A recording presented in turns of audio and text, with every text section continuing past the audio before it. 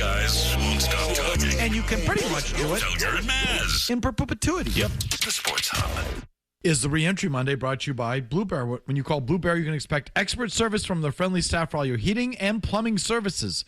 Again, when it comes to plumbing, heating, and air, no one compares to Blue Bear. For more information or to book your appointment today, visit bluebearplumbing.com.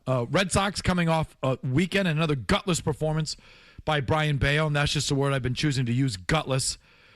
I thought the first inning home run he gave up to Austin Riley yesterday was absolutely gutless, and I think he's a gutless baseball player. It sounds harsh. I'm sorry, but I don't know how else to put it. His previous two outings, he pitched well when they gave him an opener. He started in the second inning.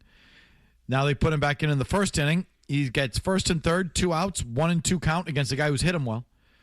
And all he has to do is bear down a little bit on that one pitch, that one at-bat, that one sequence, and he can't. Throws just a meatball, a 88-mile-an-hour cutter over the middle in. And Riley hits it 430 feet. You go down 3-0, and that's your ball game. I just thought it was a gutless at-bat by Brian Bayo. And then he, of course, unraveled. Walked the bases loaded next inning, walked in a run, gave up another run, ended up giving up, was it 7 or 6 of the 7, whatever? He gave up at least 6 of them, and he had 3 walks and 1 strikeout. So it's another gutless performance by Brian Bayo from a gutless baseball team. That was sort of the baseball take to open up the show, but we've also circled back to the Patriots schedule. That's on the board. The value of goaltending in the modern day NHL is proven out by this playoff year. That's on the board. Tom Brady's commencement speech, whatever you want. Any opening thoughts for the 5 o'clock hour, guys? Well, just quick, Bayo's always kind of been gutless. I mean, it didn't take much for him to unravel. And if you remember, too, anytime he pitched in the day, do you remember those first couple of seasons? Yes. It was, you could set your watch to a loss. So it's always been this way with this guy. Yeah, and look, and all of his flaws, Murray, have all been, major. Okay, when I say that, I mean, again, not pitching during the day, and they repeated themselves. Or he can't get left-handed batters out. It repeated itself. Or couldn't get strikeouts. Or, there's all these things that have compounded with him. He couldn't grind anything out. Ever. He could use a good Tom Brady pregame speech about never giving up and never quitting and making the hard choices and grinding it out. He could use something. Maybe you should listen to that. Yeah, something tells me it won't take. Land? Yeah, won't land. Thank you. I don't think he gets it. I don't think he's gotten it since the time he got here. And again, he melted down in the playoffs. Remember that?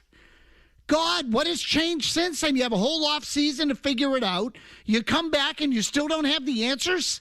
So there is, it's a bad baseball team that feels like it's headed nowhere. But I think, now we're almost 2 months into the thing. It's become clear that there are certain things that just aren't working, or they are, in Bayo's case, there needs to be an attitude adjustment, if not a adjustment, which is all a long way of saying they got to start making some changes.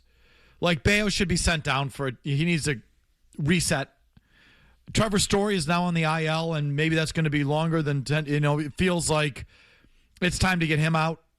Caleb Durbin is being sat for the second straight game. That's correct. Nick Sogard at third base tonight. Okay, so that time has come. I like Sogard. You do. Yeah, he's a utility guy, but I like him. But either way, Caleb Durbin's playing every day, and he's batting 165. You can't have a everyday major league ball player hitting 165. We're almost at Memorial Day. You can't do it.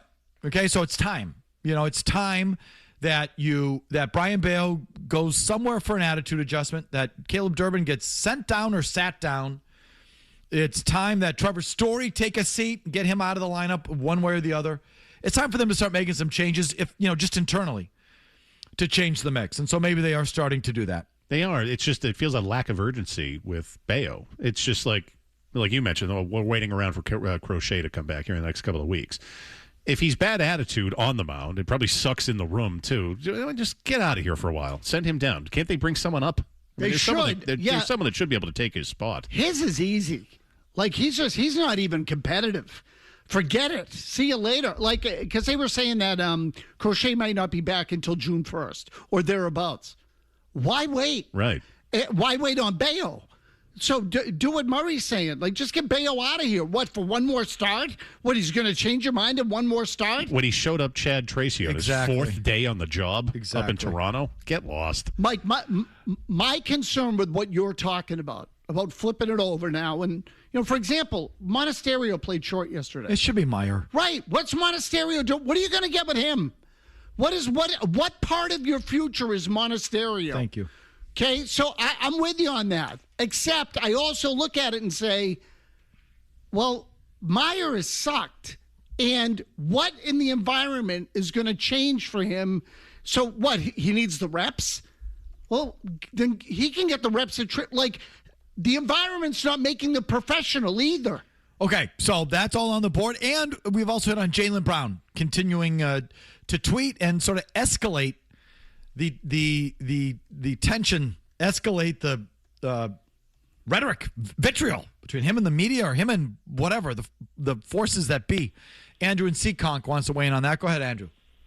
Hey, guys. Thanks for taking my call. Look, I think the Brown stuff's overblown because the reality is they're not going to trade him for a guy that's not like Giannis. He's only going to get traded for a guy like that because the Celtics aren't stupid like the Red Sox and just trading guys for prospects that don't pan out.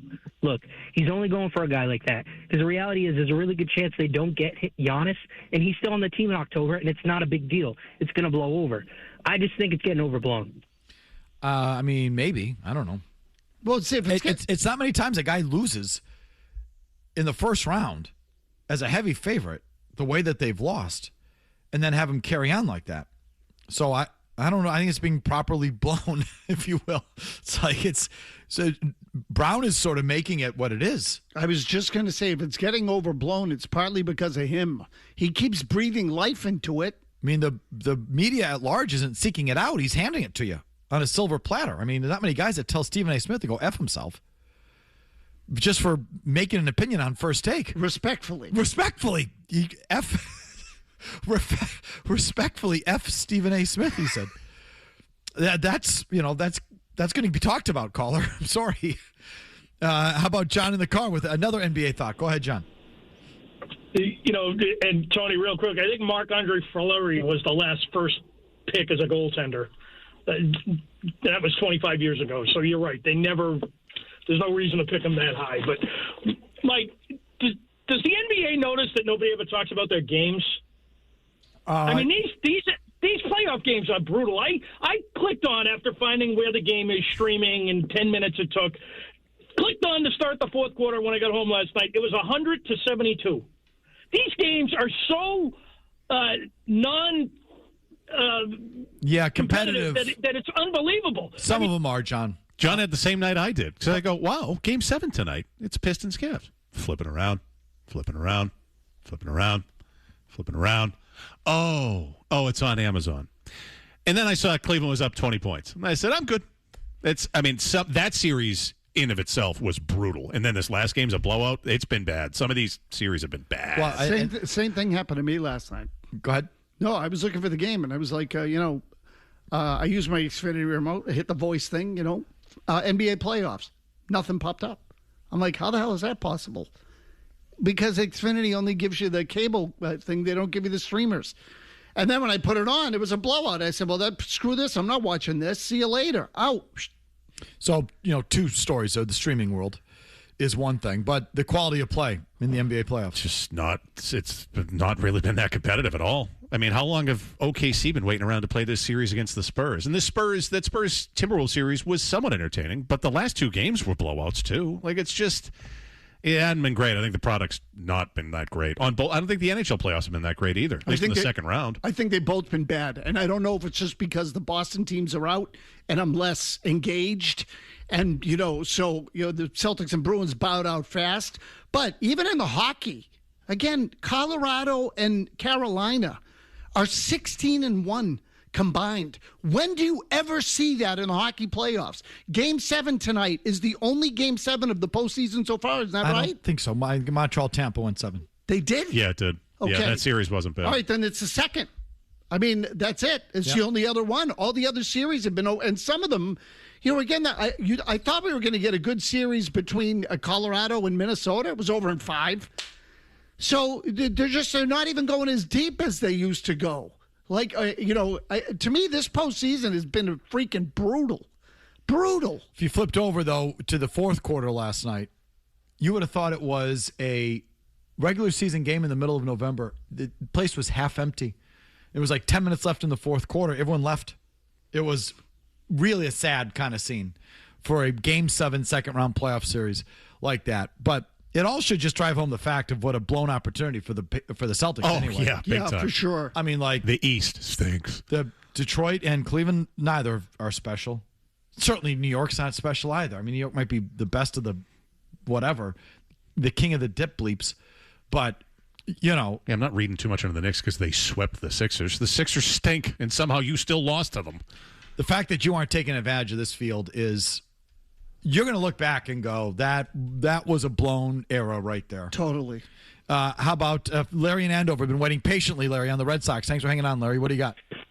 Yeah, your discussion today stimulated an idea which is dangerous, but hey, what if John Henry buys a bus? We'll call it the Gutless Bus, and we'll load it up. We'll make sure that Durant is on there, Bayo, Durbin, if anybody wants him, Yoshida. And let's drive down to Houston. Maybe get Alvarez or Paredes as the third baseman. If that doesn't work, let's go to Anaheim and get Mike Trout, And let's not wait till the trading deadline because gas prices are going up. So let's get it done. And if Barreto doesn't get it done, kick him off the bus and have him fly home. Have a good day, guys. Okay, Larry. Drive a bus full of gutless baseball players and get a gutless superstar? bus. Yeah. I don't mind the gutless bus. It has a certain ring to it. But, The thing is, going back to the Mike Trout conversation from last week, I think the Red Sox would be willing to do something like that. I think this kind of season is calling for that kind of shake-up, sort of seismic move. Yordan Alvarez, I guess, does not have trade protection, so you could trade for him. I think they would do the Mike Trout thing, but I don't know why Mike Trout would agree to come here. good question. Why would anyone with self-control, meaning trade protection, ever come to a place like this I don't think he would. in the current state? He'll have better places to go. Atlanta might be in the market for Mike Trout. He'd want to go somewhere and win if he's going to leave. Yeah, if he wants to be somewhere and lose, he has to stay in Southern California. Right. And the other thing, Mike, is he doesn't have the time to dick around. Right. Because he's got to win now. Yeah, I was talking to a guy from used to cover him for the LA Times last week who said and made the point, with the work stoppage, Trout might not play next year. Yeah. Who the hell knows? His last chance might be now. If he doesn't force his way out of there, and what's he going to do? Come here? To do what? Stick his thumb up his backside? Forget it. Why the hell would he come here? You got to go somewhere now. You got to win now. Back to your calls. Two open lines if you want them at 617-779-0985. Back to you after these words. Felger and Maz continue on the Sports Hub. 1-2 pitch to Riley. High fly ball, left field deep. He smoked that. Duran turns and see you later. Riley with his 7th of the year, a 3-run homer to put the Braves in front right away in the first inning. Cutter. No ball pitcher. Put the cutter in your pocket. He lifted. It was up in the zone. Sinker down there. Just cut it. It's just an easy pitch to lift. If I'm facing a sinker ball and he throws a cutter, I'm looking for that because I don't want to hit the sinker. Riley kind of has his number. He's 6 for 10 on Bayo. That one traveled 431 feet. It's just such a big sequence early in the game, getting his first real start in 3 turns. He had pitched well after those openers. They had caddied for him, sort of set him up to get him out of the first inning with an opener. Then he given the first inning for the first time in 3 turns, and he 2 outs, 2 strikes, chance to get out of an inning. That he had some traffic, just sort of set him off on the right foot, and he throws just a hideous, lazy, give-up pitch right down the middle to a guy that's hit well against him. And next thing you're down 3-0, and against that team, that's meaning you. If you go down 3 runs, it's over. And it was over. First inning, 1 pitch, brutal sequence by Brian Bale, gutless. Buried him fast. Is what it was. It's who he's become. This is what he is now. Was there any explanation or anyone ask after the game why there wasn't the fluffer this time around to set him up? He said, meaning Chad Tracy said bullpen, that the bullpen wasn't properly set up, which is a lie. Well, the reason I asked is because you'll hate this, but so yesterday was Brian Bayo's birthday, and I can't help but wondering, considering that he's kind of soft, did he go to the manager at a team and say, well, it's my birthday. I'd like to pitch the full game today. I buy that more than they didn't have bullpen. And Maz pointed out on Saturday, totally went 8 innings. Yep. So what are you talking about, bullpen? Yeah, maybe you didn't have a certain left-hander or a certain right-hander. I didn't bother. I think the answer is bullcrap. It's an opener. It's just 1 inning. It's not even a closing situation. You can put out your 10th guy there. You know what I mean? Yeah. Of course. Like, I know it's the top of the order, so you got to. It's not that easy, but they had a guy to throw there for an inning if they wanted to do it. Why didn't they do it? Good question. So maybe it was his birthday, Murray. That's a good conspiracy theory. I thought earlier it was just, okay, those 2 starts where we gave him the opener, that reset him. Okay, we cleared his head. We got him set. We set him straight. He's straightened out. Now we put him back in to start a game. And he just gives a total give-up, lazy, uncompetitive pitch in the biggest moment of the inning. Now I'm going with this. It's my birthday. I want to pitch today. I like it. I don't blame you. And everyone knew it. Carlos Narvaez said that pitch to Riley took him out of the game mentally. Even his catcher knows. 1 pitch, mentally gone. Because he did. The next inning, he walked the bases, then walked in a run. And I keep giving you the numbers. Overall, his ERA is 7.16. But in the 7 starts in which he started the first inning, the 7 traditional starts this year, he has a 9.68 ERA. It's unbelievable. Those 2 appearances where they gave him the opener, 1.35 ERA. So when his mom or dad walks him to the kindergarten class, literally to the threshold, he's fine. Walks him into class. They drop him off in the car. He's got to walk into school. He gets beat up. And that's what's happened to Brian Bale. They should have never given this guy that contract. And it's not about the money. They can afford the money. It's not a huge deal. He can't, They put their faith in him. Yeah, that's right. Yeah, and now he's basically shut it down. Dan in Boston, your thoughts? Hey, long time no call, guys. Why was the organization and all the Red Teamers just throwing Pedro Martinez and Brian Bayo in our face for years? What has he ever done to even gain that comparison other than throw middle change-ups and cutters down Route 1? And like Maz just said a second ago, it's not like they can't afford to eat the contract. At one point, is he just hurting the entire team, and you just come to the fact that he's not a starting pitcher? So let me tell you, Dan, thanks for the call. I got sucked in a little bit to the Pedro thing early. Some of his stuff looks similar. The off-speed, the way he mixes speeds, had some similarities. Maybe he has some physical resemblance. Yeah. And I loved his stuff coming in. Loved it. It just turns out he's ballless. Where one of Pedro's great traits was his heart and his balls and his competitiveness out on the mound. This kid has none of that.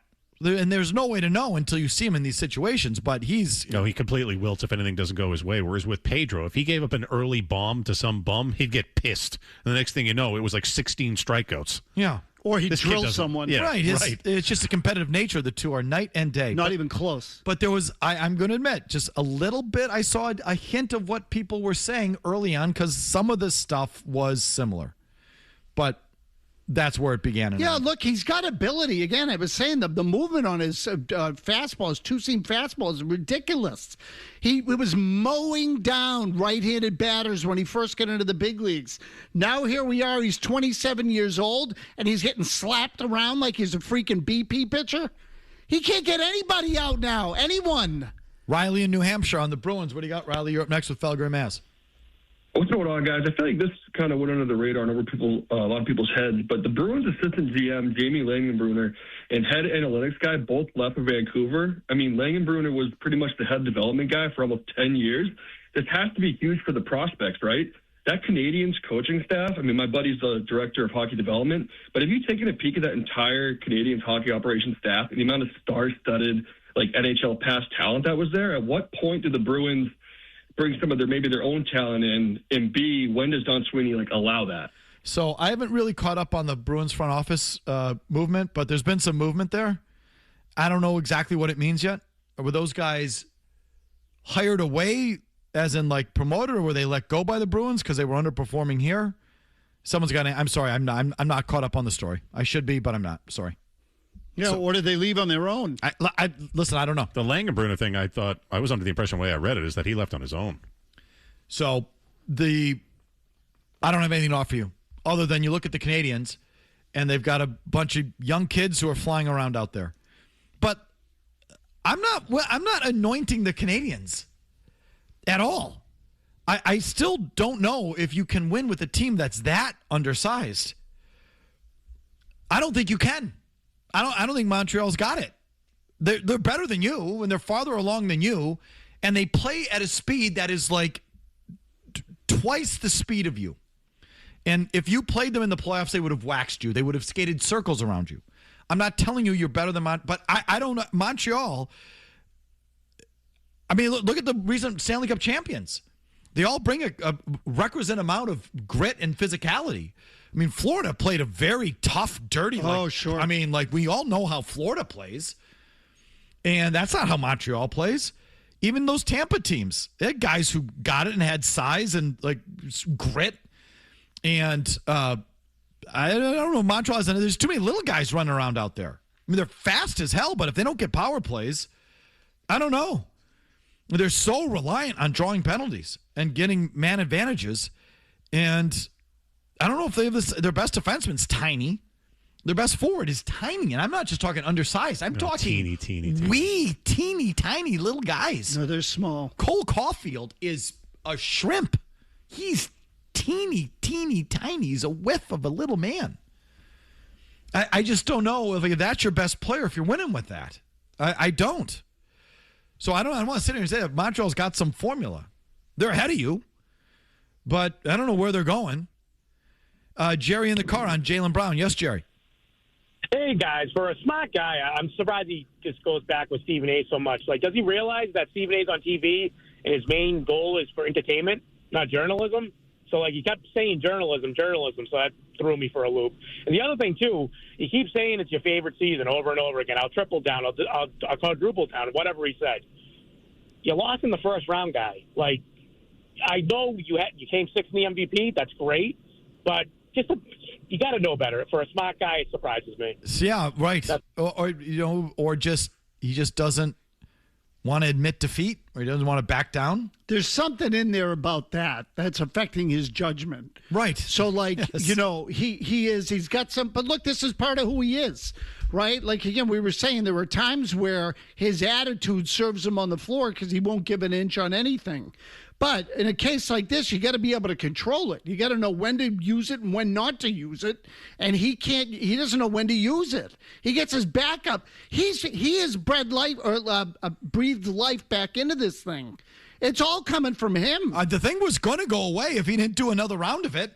So you made the point that he said, Stephen A. Smith says, stop talking. He's misunderstanding what that means. He means stop saying things that will just incite the media. Yeah, you can say whatever you want. Yeah. But if you continue to pour gasoline and breathe life into it, the thing's going to live on. Final segment, thoughts, calls, and emails after Big Jim Murray gets you updated here. Whee! Goalie fight. Whee! Look at the goalie fight. Whoa. Maz. Oh, my God. Murray. He sucks in the playoffs. That's great. No. 98.5. Wonderful. Good. The Sports Hub. Thompson passed it up. Tough angle shot. They score! Jack Quinn. And it's 6-3 Buffalo. Second goal of the night for Quinn, who didn't have a goal in the playoffs until tonight. This is an acute angle one-timer up over the right shoulder of Jacob Dobush. That's going to be it for Dobush. Jacob Fowler, who's sitting right beside me, just got up. The chair is empty. And Fowler is putting on his mask as Dobush has given up a sixth spot. And here comes the playoff debut for Jacob Fowler. Well, you might as well, because you're certainly going to start Dobush in a game 7. Give him a little bit of rest. So here's Fowler, 9-6-2 in the regular season with a .908 save percentage and a .243 goals against. Young rookie Czech goalie makes $965,000 a year. It's been the Montreal starter through these playoffs. He got yanked. Just another in the latest of mediocre, swaggy, platoon, nothing goalies getting pulled out of playoff games for another swaggy, platoon, nothing goalie. There's going to be a nothing, swaggy, platoon, suck-ass goalie that wins the Stanley Cup this year. You know that's coming. Oh, yeah, definitely. Again. That's going to happen again. And that's happened often in the last several years. It's going to be Mackenzie Blackwood What was going to be the other wood? There's a couple woods there in Colorado that you're forgive if you lose track of whether it's Scott Wedgwood or Mackenzie Blackwood. Driftwood. They're both just driftwood, as Maz would say. Carter Hart given up for dead in Philadelphia. Legal trouble. A big sexual assault case hanging over his head. Just another guy. $2 million salary. Emerges as the guy in Vegas. Is it going to be Carter Hart? Is it going to be Scott Wedgwood? Is it going to be Mackenzie Blackwood? Is it going to be Ukko-Pekka Luukkonen? Uka rhymes with Tuukka. So it's probably not going to be him. It'll be the other crappy goalie there in Buffalo, Alex Lyon. Or maybe it will be Dobish. Or Frederick Anderson. Older than rope Frederick Anderson. Who has emerged past the nothing burger that is Brandon Bussi, who used to be here. Brandon Bussi for $775,000 or Jeremy Swayman for $8.5 million. What's the diff? I can't believe Frederick Anderson is still around. What's 36? What's the difference? You pay a guy $8.5. Carolina paid Bussi $775,000. It's the same difference. Not much of a difference between the two. And if Bussi falters, just throw in the fossil Frederick Anderson, and you're in the Eastern Conference Finals. Frederick Anderson played for Toronto one of the years the Bruins beat him, right? Correct. Yeah. Lucy Bootsy. But this is what scares me. Montreal's the one team I still root against and still hate with a passion like a little 12-year-old fan. I'm worried about Montreal winning. I'm worried about Montreal winning tonight. I'm worried about Montreal going up against Frederick Anderson, who's just waiting to crap his pants. But someone's going to it's really just going to be who craps their pants the least. Or could it just be this? The best team is going to win and not the best goalie, but you spend all this time on the goalies still because you've been trained, you've been browbeaten into thinking this myth, this cliche that it's all about the goaltending. It's never been less about the goaltending. Open your eyes. Use your head. But you don't need to hear that from me again, do you? Or do you? No, they do. Let's do some emails, shall we, please? Yeah.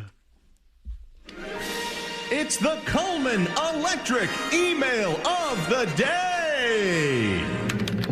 Dear Felga, I really hate you.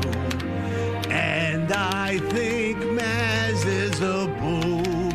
It's electric. The Coleman Electric email of the day. It's electric. Send yours to Felger at 985thesportshub.com. Email of the day is brought to you by Coleman Electric, a bunch of really good electricians helping homeowners like you. When you need an electrician, call Coleman. It's electric. There you go. Holly getting involved. KUHLMAN. Panel replacements, old wiring. They're a Generac dealer, the preferred Generac dealer here in Boston. So if you need a generator, that's where you want to go. A couple here that I want to hit on. I got a bunch like this. Oh, this one felt special. Subject line, a special time. Mike, I hope you truly enjoy your daughter's college graduation. This came last Friday. Oh, I figured you got a few of these. It's a special moment, and I'm so happy you chose to take the day off of work to share it with her. As I believe you've always said, nothing is more important than family. It doesn't matter if you have to miss work and Patriots schedule a release day. I'm sure you'd feel the same about anyone in a similar situation to yours. Have a safe trip, an incredible weekend, and congratulations to you, your daughter, and the entire Felger family. With love, signed Alex. The email was from Alex Cora and a number at blah.com. I'm not going to give you the full website or the full email address. Was it the real Alex Cora? Was it not the real Alex Cora? Who's to say? I'm guessing yes. I bet you're the real guy. I do know his preferred method of communication is a text. So I would venture to guess it might not be him, but it might be. Hold on. Oh, well, here I put it here. It's I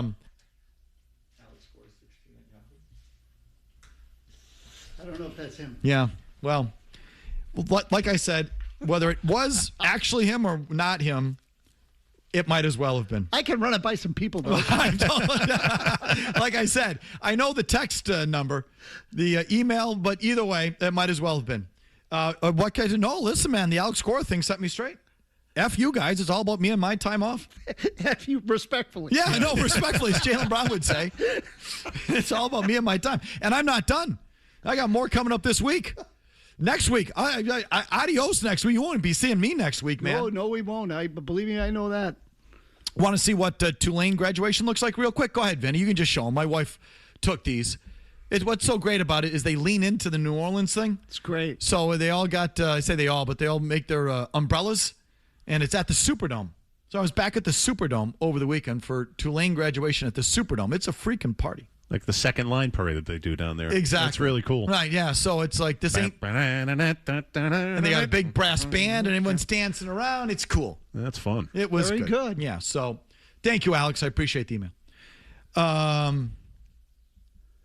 Wait a minute. You got another one there? Yeah, I do. Something like, Mike, please do me a favor. On Monday, please beat the crap out of Big Jim Murray for me. If I were there, I'd do it myself. I listened to him on Saturday's show with Gasper. I know what this is going to be about. As he was struggling to about who to root for amongst the remaining teams in both the NHL and the NBA. So who does he come up with? In hockey, he is now rooting for the Canadiens. I've done this before. You know this. I didn't grow up in a hateful house when it came to the Canadiens. Shame on him. And in basketball, he wants the Knicks to win. I thought this guy was a diehard, dyed-in-the-wool Bostonian sports fan. But now I know otherwise. I have never, ever, he writes, rooted for any New York sports team except once. I was a big fan of the upstart AFL versus the snotty NFL and rooted for Joe Namath's Jets against the Colts in the Super Bowl. Signed Larry, New Hampshire. Boy, you are. How old's this guy? You just gave away your age there, Larry. Seriously. But that was it.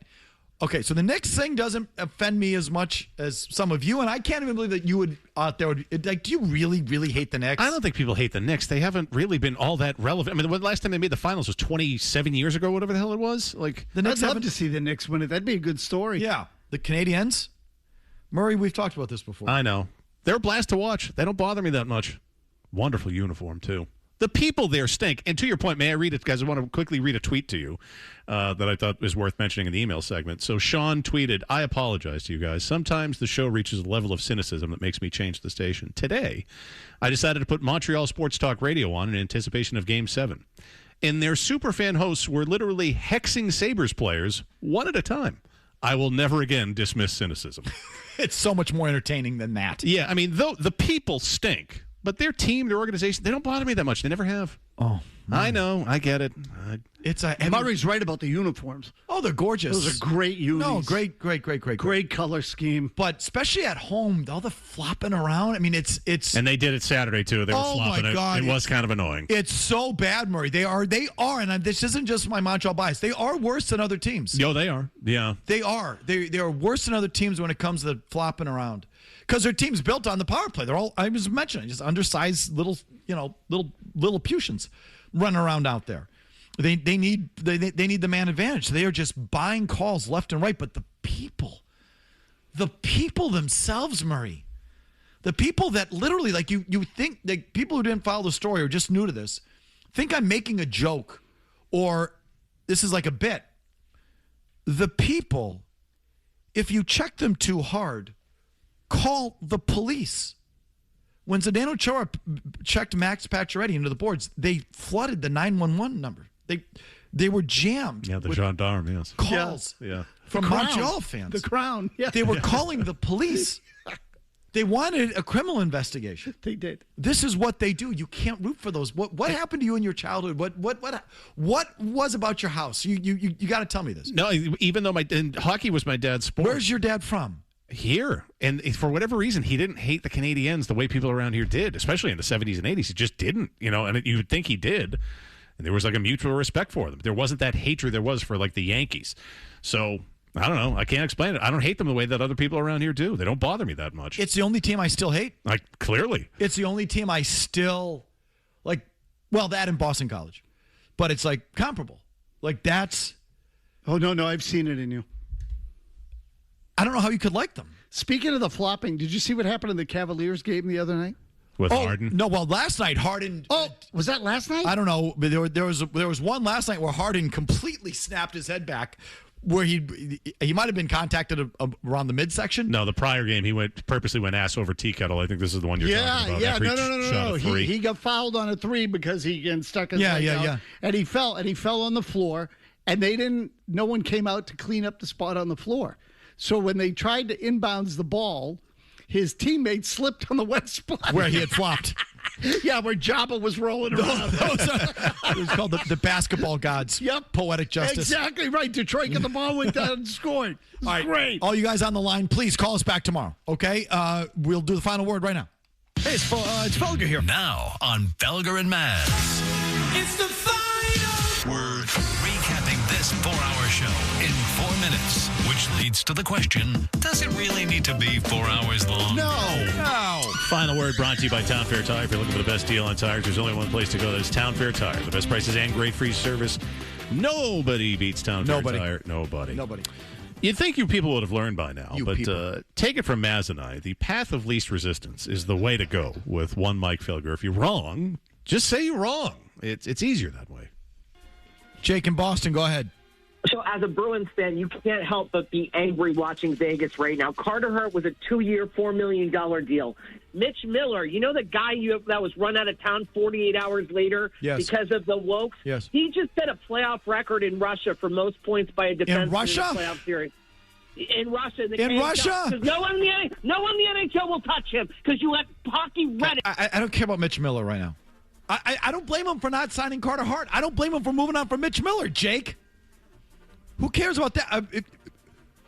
Carter Hart, Jimmy Carter, Hart and Hart. It doesn't matter. They're just another goalie. You don't need to sign Carter Hart. This is the whole point. What about Linda Carter? You don't need to sign Carter Hart or Linda Carter. You don't need to target any one guy. There's a million guys like it. They all look the same. They all play the same. They're all roughly the same size, playing exactly the same way. I'm just, unlike you people, I'm just driven by the facts. If there was a franchise goalie out there who was carrying his team and was doing this, I'd say, okay, go get me that guy. That guy doesn't exist. It doesn't happen anymore. So you're dumb to pay a goalie too much money. That's all. I mean, you're not going to get an argument from me on that one. But I shouldn't get an argument from anyone. It's a fact. Just look at the scoreboard. Right. Mike and Woburn, just admit that I'm right on the goalies, and then we can move on. Oh yeah, you're right. Absolutely. Do you think Vegas is happy that they have $6.25 million sitting on their bench backing up Carter Hart? No, they're probably not.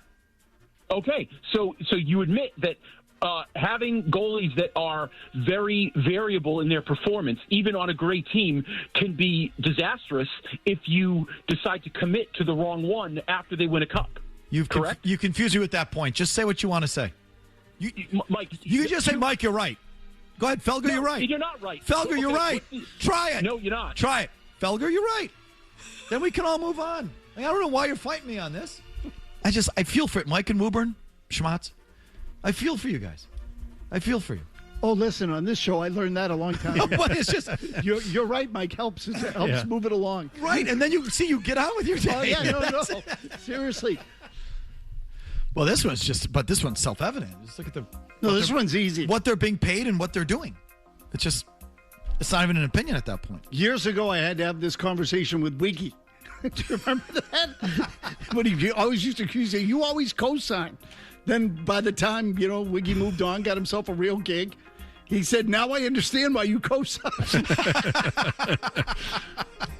Just get me out of this. Just get beaten to a pulp. What can we do to get him to stop talking? You break my spirit.